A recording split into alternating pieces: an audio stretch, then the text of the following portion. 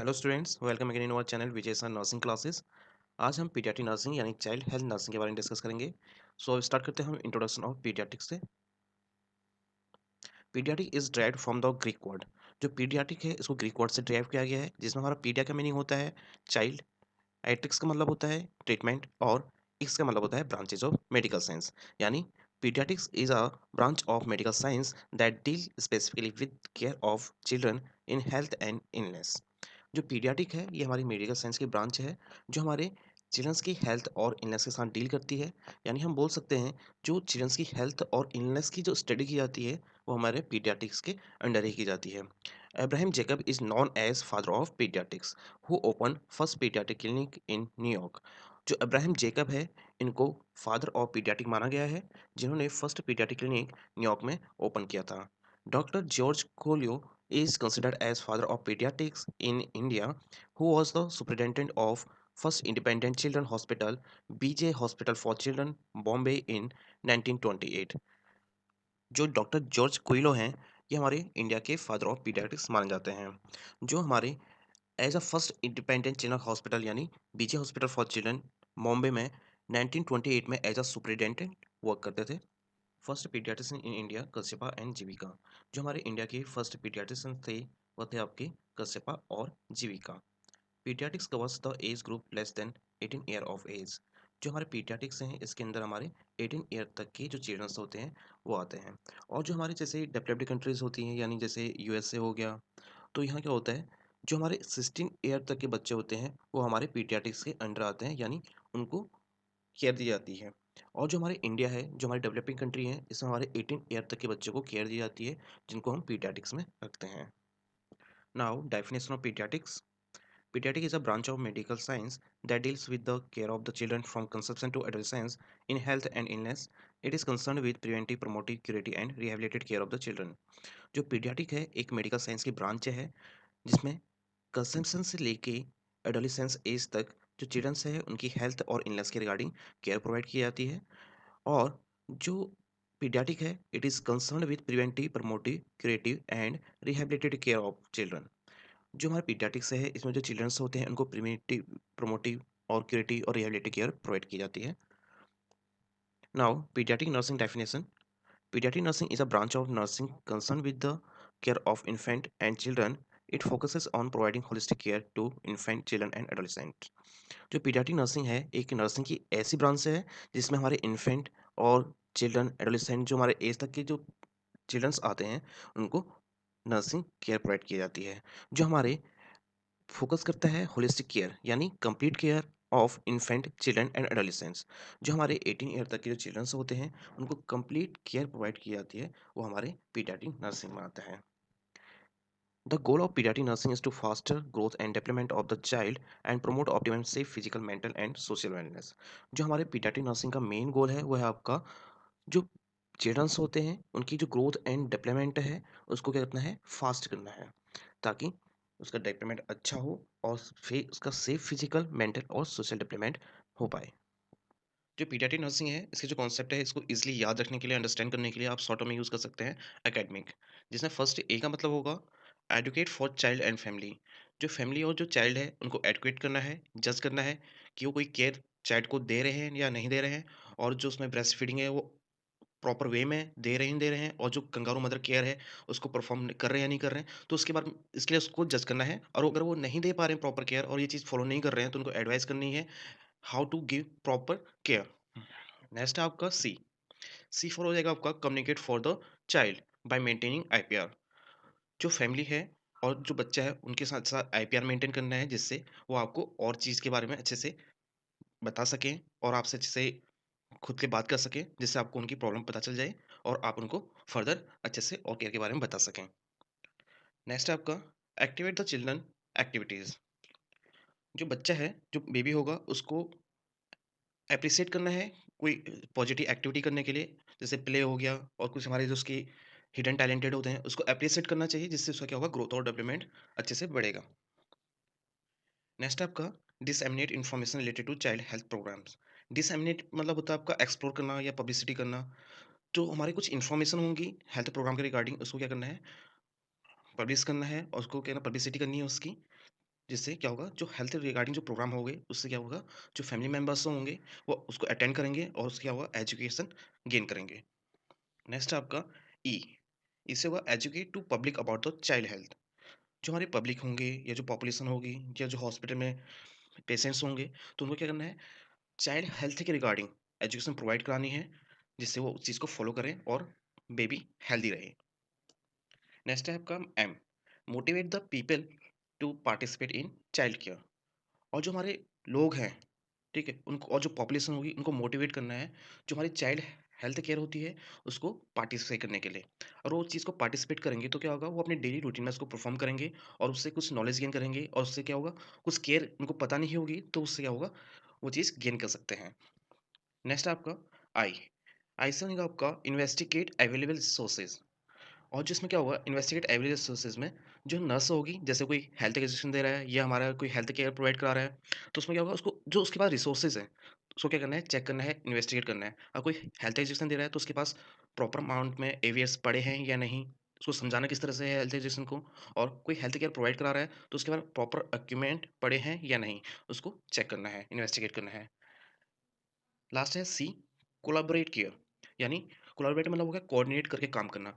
जो हमारा स्टाफ होगा, ये जो नर्सिंग स्टाफ होगा, पीडियाट्रिक नर्स होगी, उसको क्या करना है, कोलैबोरेट होके कोऑर्डिनेट होकर करके काम करना है फैमिली के और स्टाफ के साथ, ताकि जो उसकी बच्चे को केयर प्रोवाइड करेंगे वो इफेक्टिव हो। Now, we will discuss about the principle of pediatric nursing. First is, the nurse should be being to build a working relationship with the parents and their children from the time of the first contact with them. जब paediatric nurse जब parents और children से first contact करेगी, तो उसे उसी time से उनके साथ वर्किंग रिलेशनशिप बनाना है, यानी उसको अच्छे से आईपीआर मेंटेन करना है, अच्छे से बात करनी है उनसे, ताकि वो अच्छे से आपको अपनी फीलिंग्स बता सकें और जो अपनी प्रॉब्लम है उसको अच्छे से एक्सप्रेस कर सकें। अगर आप उनसे अच्छे से आईपीआर मेंटेन नहीं करेंगे तो वो आपको हॉस्पिटल से रिगार्डिंग या कोई और से प्रॉब्लम से रिगार्डिंग या हेल्थ केयर से रिगार्डिंग कोई प्रॉब्लम एक्सप्रेस नहीं कर पाएंगे और आपको बताने में हिचकिचाएंगे। नेक्स्ट आपका the nurse should aware that all behaviour of child are meaningful. और जो पीडियाट्रिक नर्स है उसको पता होना चाहिए कि जो चाइल्ड का बिहेवियर है अकॉर्डिंग टू एज कैसा रहता है, जिससे उससे डील कर सके और जो बच्चे को अच्छे से केयर प्रोवाइड करा सके। Next is the nurse should accept the parents and their children exactly as they are. और जो नर्स है उसको पेरेंट्स और चिल्ड्रन वो जैसे हैं उनको वैसे ही एक्सेप्ट करना है, चाहे वो आर्ग्यूमेंट कर रहे हों या कोई केयर के लिए मना कर रहे हैं, तो उसमें नर्स को क्या करना है, उनको एडवाइस करनी है और केयर के बारे में बताना है, उसके बेनिफिट के बारे में बताना है, जिससे उस चीज़ को परफॉर्म करे और उनको एज इट इज़ जैसे वो है उनको एक्सेप्ट करना है। नेक्स्ट आपका the nurse should have empathy for parents and children. और जो नर्स है उसके अंदर एम्पैथी होनी चाहिए पेरेंट्स और चिल्ड्रन के लिए, जिससे वो उनको अच्छे से साइकोलॉजिकल सपोर्ट प्रोवाइड करा सके। और नर्स के अंदर एम्पैथी नहीं होगी तो वो अच्छे से उनको साइकोलॉजिकल सपोर्ट प्रोवाइड नहीं करा सकती और उनको अच्छे से ट्रीट नहीं कर पाएगी, जिससे क्या होगा, जो पेरेंट्स होंगे, जो चिल्ड्रन होगा, वो मेंटली डिस्टर्ब हो जाएंगे और वो जो उनकी हेल्थ प्रॉब्लम होगी वो और बढ़ जाएगी। नेक्स्ट आपका the nurse must be willing to acknowledge the parents right to decision concerning their children. जो नर्स है उसे जो पेरेंट्स हैं चिल्ड्रन के उनको नॉलेज प्रोवाइड करानी है, उनको बताना है जो आप हेल्थ केयर के रिगार्डिंग जो डिसीजन होंगे, जो आप केयर परफॉर्म करोगे उनके बारे में उनको इन्फॉर्म करना है और उनके बेनिफिट के बारे में भी बताना है, because this is the right of parents to know about the childrens care. Now the nurse allow to parents and childrens to express their emotion and even negative children. जो नर्स है उसे जो पेरेंट्स और children हैं उनको अपने emotion और feeling को एक्सप्रेस करने के लिए अलाउ करना है, ताकि वो अच्छे से आपको एक्सप्रेस कर सके और अपनी हर कंडीशन के बारे में अच्छे से बता सके। और अगर चिल्ड्रन नेगेटिव सोचता है तो उसके बारे में सुनना है, ताकि उसको अच्छे से साइकोलॉजिकल सपोर्ट मिले और वो अच्छे से अपनी फीलिंग शेयर कर सके और अपनी प्रॉब्लम शेयर कर सके। नेक्स्ट आपका the nurse should let the parents and childrens known that their problem are more important and the nurse is there to aid in solution of those problem. Nurse को माता-पिता और बच्चों को ये बताना चाहिए कि उनकी समस्याएँ अधिक हैं और अधिक महत्वपूर्ण हैं, और उन समस्याओं को सॉल्व करने के लिए, समाधान करने के लिए और उनकी सहायता करने के लिए नर्स मौजूद हैं। The nurse should ask limited questions so that it is easy for the parents and child to understand what is being asked. जो नर्स है उसको पेरेंट्स और जो चिल्ड्रन है या चाइल्ड है उसको लिमिटेड क्वेश्चन पूछने हैं, ताकि वो ये समझ सकें कि उनसे पूछा क्या जा रहा है और उनको हेजिटेशन ना हो और वो इजीली आपको रिप्लाई कर सकें। नेक्स्ट आपका the nurse should speak in language which is parents and child can understand. Nurse को as a normal language use करनी है जिससे जो पेरेंट्स और चाइल्ड हैं वो उसको समझ सकें। The last principle is the member of health team must make the parents feel that they are working in a collaborative manner for the treatment of their child. जो हेल्थ केयर टीम है उनको उसके माता पिता को ये feel कराना चाहिए कि वे अब बच्चे के इलाज के लिए सब लोग मिलके काम कर रहे हैं और बेटर केयर प्रोवाइड करा रहे हैं। अब हम बात करेंगे स्टेज ऑफ पीडियाट्रिक्स, यानी जो हमारे चाइल्ड हेल्थ का डेवलपमेंट होता है उसकी स्टेजेस कौन कौन सी होती हैं। It is divided into two parts. जो हमारे स्टेजेस हैं इसको हमने टू पार्ट में डिवाइड किया है। फर्स्ट है आपका इंट्रा यूटेराइन स्टेज और सेकंड है आपका एक्स्ट्रा यूटेराइन स्टेज। फर्स्ट हम बात करेंगे इंट्रा यूटेराइन स्टेज के बारे में, यानी फ्रॉम कंसेप्शन। कंसेप्शन यानी जब बेबी कंसीव हो गया है तो उसके दौरान डेवलपमेंट जो हो रहा है उसके बारे में हम बात करेंगे। जब 0 टू 2 वीक्स का जब कंसेप्शन पीरियड हो जाता है तो उसे हम बोलते हैं जाइगोट। और जब हमारा इंट्रायूटेराइन की जो स्टेज होगी 2 टू 8 वीक की होगी तो उससे बोलेंगे हम एम्ब्रियो। और जब हमारा कंसेप्शन पीरियड 8 टू 40 वीक का होगा तो उसे हम बोलेंगे फीटस। अब हम बात करेंगे एक्स्ट्रा यूटेराइन स्टेज, यानी जब बेबी डिलीवर हो गया है। बर्थ टू 1 मंथ का जो बेबी होता है उसे हम न्यूनेट बोलते हैं। और इसको हमने 2 पार्ट में डिवाइड किया है, अर्ली न्यूनेट और लेट न्यूनेट। और जो अर्ली न्यूनेट होता है इसमें जब बेबी बर्थ से 7 डेज़ का होता है तो उसे हम अर्ली न्यूनेट बोलते हैं। और जब बेबी 7 टू 28 डेज़ का हो जाता है तो उसे हम लेट न्यूनेट बोलते हैं। और जब बेबी उसके बाद 1 मंथ से 1 ईयर एज का होता है तो उसे इन्फेंट बोलते हैं। और जब 1 ईयर से 3 ईयर एज का बेबी हो जाता है तो उसे हम टॉडलर बोलते हैं। और 3 टू 6 एज के जो हमारे चाइल्ड हो जाते हैं तो उसे हम प्री-स्कूल एज चाइल्ड बोलते हैं। और 6 टू 12 ईयर के जो हमारे बच्चे होते हैं उनको हम स्कूल गोइंग चाइल्ड बोलते हैं। और जब हमारे चिल्ड्रंस 12 टू 18 ईयर एज के हो जाते हैं तो उसे हम एडोलेसेंट बोलते हैं। और जो हमारे एडोलेसेंट एज होती है हमारी, जैसे डेवलप्ड कंट्री होती हैं, डेवलप्ड कंट्री यानी जो यूएसए है, उसमें क्या होता है 16 ईयर तक के बच्चे को पीडियाट्रिक्स के अंडर लिया जाता है। और जो हमारे इंडिया है, जैसे हमारी डेवलपिंग कंट्री है, एडोलेसेंट के अंदर हमारे 18 ईयर तक के बच्चे आते हैं। Now classification of newborn. Classification according to gestational age. According to gestational age जो हमारा बर्थ है होता है उसको 3 पार्ट में डिवाइड किया गया है। फर्स्ट आपका प्री टर्म, सेकंड है आपका फुल टर्म, थर्ड आपका पोस्ट टर्म। जब बेबी का बर्थ 37 वीक से पहले हो जाता है तो उसे हम प्री टर्म बोलते हैं। और जब बेबी का बर्थ 37 टू 42 वीक के अंडर होगा तो उसे हम बोलेंगे फुल टर्म बेबी। और जब बेबी का बर्थ 42 वीक के बाद होगा तो उसे हम बोलते हैं पोस्ट टर्म बेबी।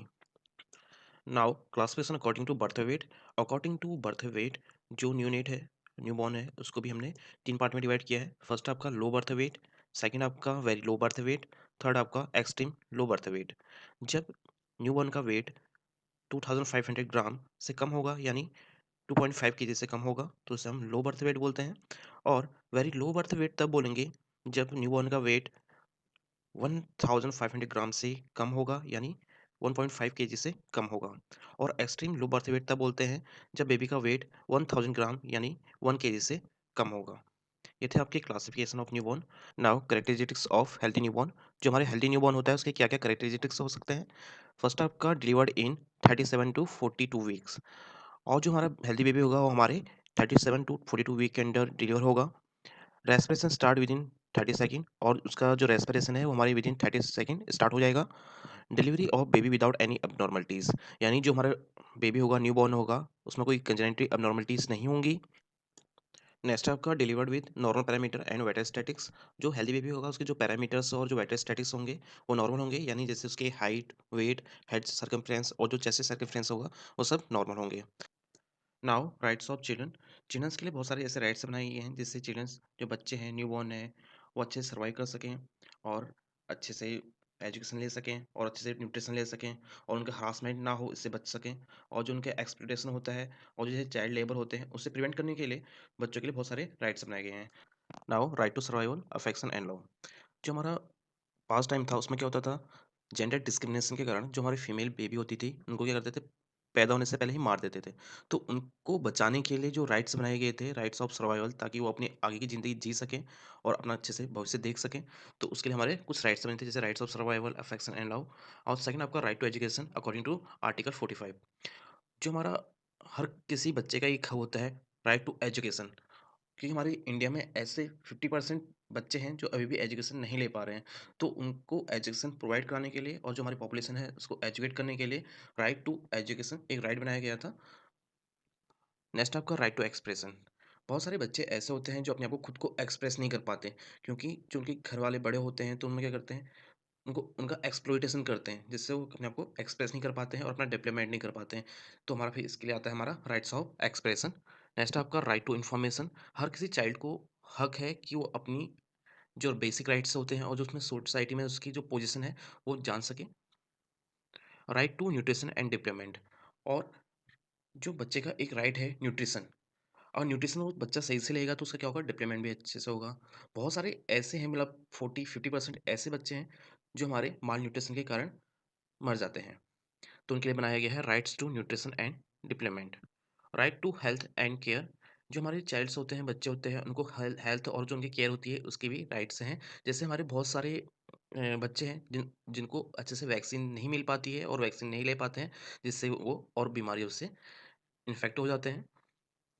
नेक्स्ट आपका right to play and recreation. जो बच्चा है उसको एक फ्रीडम चाहिए होती है जिससे वो खेल सके, क्योंकि उसकी एक एज होती है बच्चे की जिसमें वो अपना डेवलपमेंट कर सकेगा और उसकी ग्रोथ भी होगी।